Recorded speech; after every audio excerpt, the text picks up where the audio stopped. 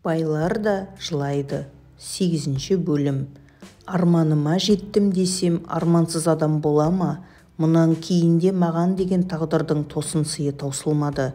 Сәкеңді қолға түсіріп алып, жұмысқа бірге барып кеп жүргенде араға 15 күн салып бәйбіше жетті.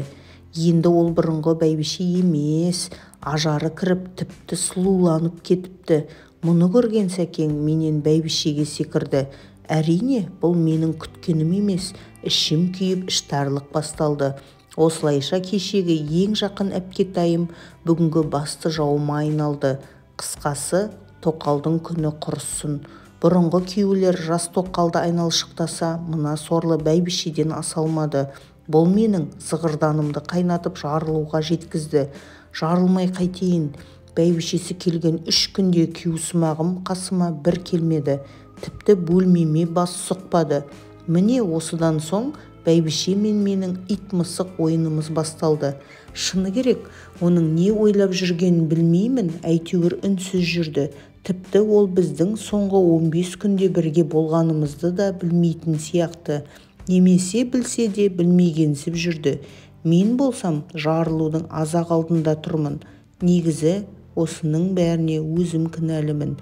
Қайдағы біреудің сөзіне сеніп, тар жерге басымды тықтым.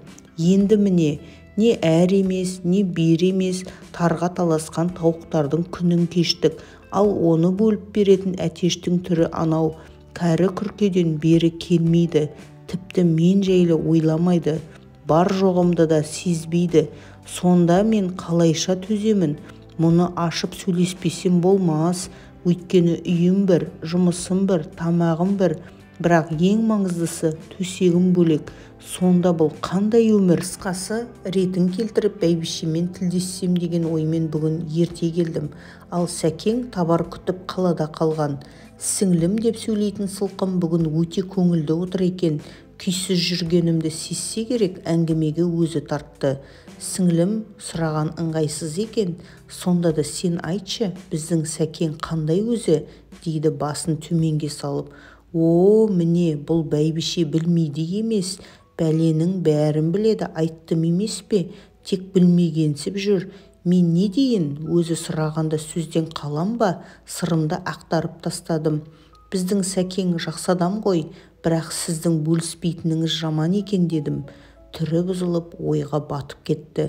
Мен одан сайын күшке міндім. Мен әлі де түсіналар емеспін, әпкетай. Мен бұл үйде кіммін өзі?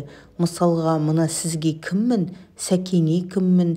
Егер мен сіз ойлағандай тоқал болсам, онда Сәкең неге маған жақындамайды, маңыма жоламайды? Ал егер сіздің сіңліңіз болсам, онда мен неге некеге тұрдым? Сол некеге сіз өзіңіз тұрғыздыңыз емес пе дедім. Мына сөзге бәйбішенің басы қатты. Ауыр күрсініп судан жұтып алды да бәрін ақтаруға кірісті. Сіңлім, біз Сәкең екеуміздің таңдауымыз сен екеніңді жасырмаймын. Екеуміз ойласа келе саған тоқтадық.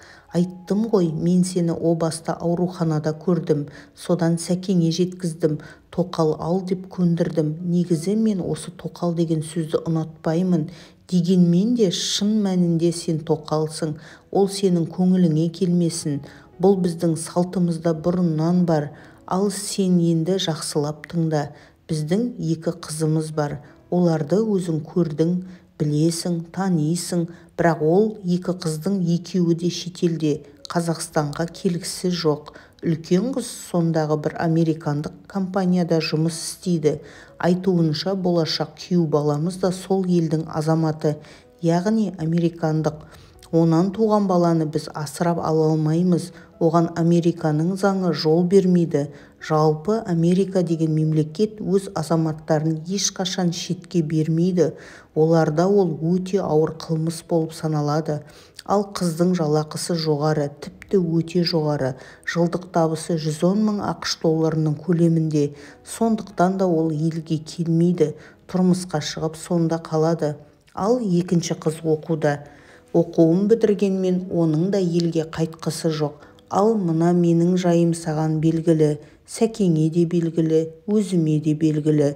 Менде бала туатын мүмкіндік жоқ. Ондай мүмкіндіктен осыдан 15 жыл бұрын айырылдым. Тап қазір бір аяғыммен көрде жүрген адаммын. Ал мына сәкеңе бала керек, соңына еретін тұяқ керек. Қысқасы, осыншама мүлікке ие болатын мұрагер керек. Егер де сен сол мұрагерді туып берсең, онда осының бәрі сенікі. Тіпті мен 2 қызым үшін де қайғырмаймын. Мен тек сәкең үшін ғана алаңдаймын дейді. Міне қызық, бәйбішенің ойы жаман емес. Негізі менің де ойлағаным осы, көздегенім де осы. Сол 2 қыз шетелден келмесе екен, сонда күйеуге шығып тастай батып судай сіңіп кетсе ғой. Алланың өзі кешірсін. Оған дейін бәйбіше де бір жақты болса, онда менде арман бар ма? Тек қана сөге көрмеңдерші. Адалдық пен жамандықтың арасы бір тұтам екен ғой. Мен сондай өзгердім, қайтейін. Өйткені мұндағы жұмаққа қатты үйреніп қалдым. Қалай ғана көзім қисын. Оның үстіне тоқал болып та үлгердім емес пе? Қазірше ойлағаным, ұл туып берсем, онда менің асығым алшысынан түсті десем болады. Демек сәкеңнің құшағына тығыла түсуім керек. Бірақ бәйбіше оны оңай ғана жібере салсын ба? Өйткені мұрагер жайлы өз аузымен айтқанымен жүрегімен жек көрсе керек. Кім өз күйеуін өзгемен бөліссін? Мұнда да тап сондай. Негізі осы әйел мені осы үйдің қу тіршілігі үшін алдырса керек. Өз денсаулығы болмаған соң келін орнына түсірді ме екен? Кім білсін? Олай дейтінім 3 күннен бері қасына түнеп жүрген күйеуіне тоқалыңа бар деп неге айтпайды? Күйеуін жасырып жатып маған ұл ту дегені несі? Не болса да мұнда бір шикілік бар, немесе бұл жай ғана қойылым. Әрине, сценарийін бәйбіше жазды, ал сәкең ақымақтың ролін сомдап жүрген актер. Бұл жерде басқа түк те жоқ, бұл тек қана жасанды спектакль. Болмаса, бұл екеуінің басқа да ойы бар. Ол маған ұлды тудырып тастап көзімді құрту. Енді не болса да Алла сақтасын, соңына дейін көрейін. Міне, осыдан соң менің мінезім қатты өзгерді. Өзгермей қайтсын. Бір қарағанда бәйбіше өте ақылды әйелге ұқсайды. Бірақ өлем деп ыңырсып отырып, күйеуін ұршықша иіреді, уысынан шығармайды, менің құшағыма түнетпейді, демек бауыр басып қалады деп қорқады. Сонысын ала жалда ұл туа қалсам екеулеп менің жанымды жаһаннамға аттандырады. Сонда ұл өздерінде қалып ұлды болады. Міне, бұл маған айтпаса да түсінікті. Қысқасы, басымды шырмаған осындай ойлармен арпалысып жүріп күндерім өтіп жатты. Сәкең де күнде болмаса да күнара келіп құшағыма түнейтінді шығарды. Ал менде болса, бұл неғып түнеп жүр, неғып келгіштеп кетті деген үрей пайда болды. Содан мұның бәрі екеуінің жоспары деп ойладым. О баста мына еркекке тоқал болғаныма қуанған болсам, соңында қорқа бастадым. Өйткені біз тату-тәтті тұрмаймыз. Олар екеуі бір төбеде, мен жалғыз өзім бір төбе боп шыға келдім. Осыдан соң мен өзімді кейін қарай тарта бердім, ал ауру бәйбішенің қыңқылы көбейе берді. Мен оған бұрын жаным ашитын болса, енді үрке қарайтын болдым. Себебі осының бәрін өтірік жасап жүргендей көрінді де тұрды. Міне, осындай күдік мені олардан алыстата берді. Соңында жалғыз өзім тұйықтанып алдым. Жүйкем сыр бере бастады. Қысқасы, қайғыдан қан жұттым. Сөйтіп жүргенде көктем кетіп, жадыраған жаз келді. Ал менің жағдайым күннен күнге төмендей берді.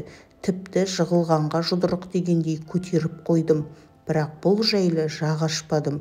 О баста құрсақ көтерсем деп армандаған болсам, енді сол құрсағымнан құтылуға асықтым. Өйткені қорыққанымнан күйзеліске түскенім соншалық миым істемей қойды. Бар ойым ішімдегі баламнан құтылу ғана болды. Мүмкін мұныма біреулер сенер, біреулер сенбес. Өйткені бәйбішенің көзқарасы мені осыған итермелей түсті. Жалғасы бар.